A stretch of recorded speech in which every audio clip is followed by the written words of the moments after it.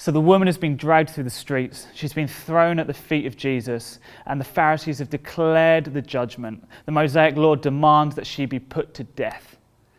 And you know, this whole story isn't even about justice. This whole story isn't even about the woman. This whole story is about Jesus. The Gospel of John tells us that the whole thing was set up that they might try and trap Jesus and bring a charge against him. Might see whether or not they can undermine his ministry and stop the crowds that are gathering around him. I kind of grew up always thinking that the test was simply, would Jesus in his compassion be able to save this woman or would he not? But the truth of it is it's far more complicated than that. Because you see, this whole thing is being played out in the temple, an area about 35 square acres. And around three sides of this, there was a walkway which would have been patrolled by the Romans. And you see, the Romans, John tells us later in the Gospel, that the Romans denied the Jews the right to public execution. They weren't allowed to do it.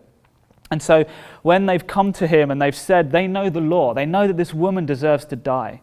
But if it's all about that, then why is the man not there? It's not about that. It's about seeing, will Jesus obey the law of Moses or will he not? But if he does obey the law of Moses, then he will probably be imprisoned for inciting violence and having this woman stoned. Or equally, he goes the other way and he tries to save the woman and he tries to save himself from imprisonment. And he basically says something about how the fact that we can't do that now, we can't obey the law of Moses. So he's trapped. Does he go with Moses or does he go with Rome? Does he go with imprisonment or does he go with cowardice?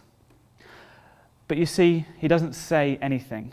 Instead, he simply bends down and writes in the sand. And for years, theologians have wondered, what does he write? The gospel never tells us what he writes in the sand. But maybe the question isn't what does he write, but why does he write? This whole story is being played out on the Sabbath. The law demanded that on the Sabbath, no one was allowed to write in anything permanent because it was a sign of work. Whereas writing in the sand wouldn't be considered breaking the law because the wind would have come and blown it away. It wasn't permanent. So when they come to him and they say, how serious are you about this righteousness thing, Jesus? How serious are you about the law of Moses that was handed down by God? He simply bends down and writes in the sand to show, you come to me with the law of Moses. I understand the law. I even understand the law better than you. I understand all the nuances of the law. And we know how the story plays out. We know that Jesus is going to manage to pass the test. We know that Jesus is going to manage to turn the focus away from the woman. He's going to manage to turn it back on them. The woman's going to walk free. Jesus is going to pass the test brilliantly. But how often do we maybe do the same as what the disciples were doing in that moment? How often are we surprised when Jesus passes the test in our life? How often do we become so impressed by the problem that we forget how impressive the Jesus that we've journeyed with really is? How often are we surprised when, although time and time again in the Bible, Jesus passes every test, he brings solution to every problem, and yet we face things, we face complex situations in our lives, we face darkness, we even face the cruelty of man, and suddenly we know that Jesus is brilliant, but surely not this time. Surely this one time it's too big for him. But I want this story to be an encouragement to you that our Jesus is brilliant.